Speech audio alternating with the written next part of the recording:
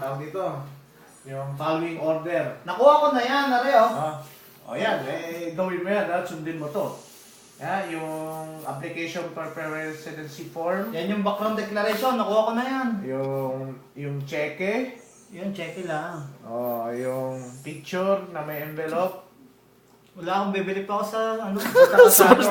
Superstore. London Drug, alam nila yun. Sabi mo yung permanent residency application. Meron dyan sa ano. Sa Shoppers, meron yan. Pangalawa, kahit Yung saan. kulay envelope na ano.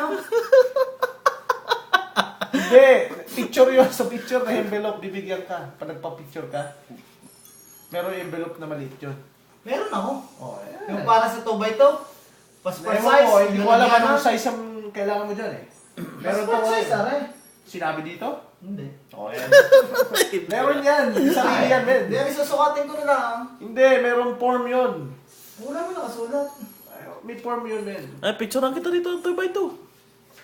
Post natin dyan. Schedule, yung background declaration. Schedule 4, yung economic class, provincial nominee. Tapos kung may pamilya ka na, sino yung, meron ka, di ba, may ano ka? Asawa siya. Kunin mo na, kung gusto mo i-declare yung ano mo, yung fiancé mo. Or... Hindi, wala nga. Cancel lang ha. Sa akin ka nakatingin. Tsaka yung documents ng partner mo. Yun na nga, yung kung sino man yung dadali mo. Baka may absent text Additional sa family iTunes. Tingnan mo sa information. iTunes. Oh, Tingnan mo sa iTunes, baka may number 4, absent. yung kung may anak ka na 18. Wala yan. Wala to, di wala to. Dapat niloload mo dito, wala. Mag-ingat ka. Basta yung blank pages. Ito yung passport Basta yung mo. blank and A. Yung passport pages ng following order include copy of passport pages that have passport number, date and issue, saka yung may pictures and may name. Yung principal, yung sino man yung mga dependent mo. Tapos yung letter of acceptance. Tapos kung meron ka representative authorization, kung may lawyer ka, kung kumuha ka.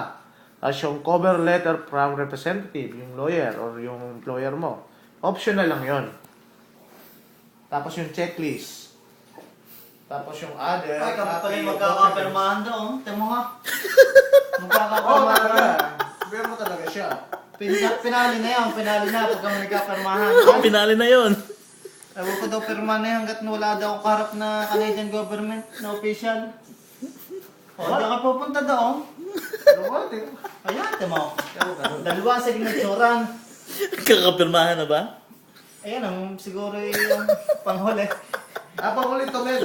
Oh, We not complete the following section Ay, now. may saksi sa akin. Has been signed by the President of Canada. Kailangan ay may saksing government official. Si Boy Palayok.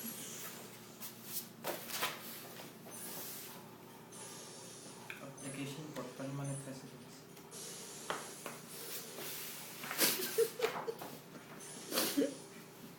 Ano ga yan? Iba nga yung application nyo. Iba to. Iba yun sa inyo. Mas madali. Alam ko. Mas madali. Hindi, magulo yung application nyo. Naguguluhan ako sa application nyo. Pwede iba. Iba yung ano nyo. Marami pipirma. Parang... Lagi nang si video. Bakit? Palayok. Kaya hindi makapasok. Letter about assistant to be pahinati ng palayok. Ayan yung akin, napila pa na. Yan, ito yun.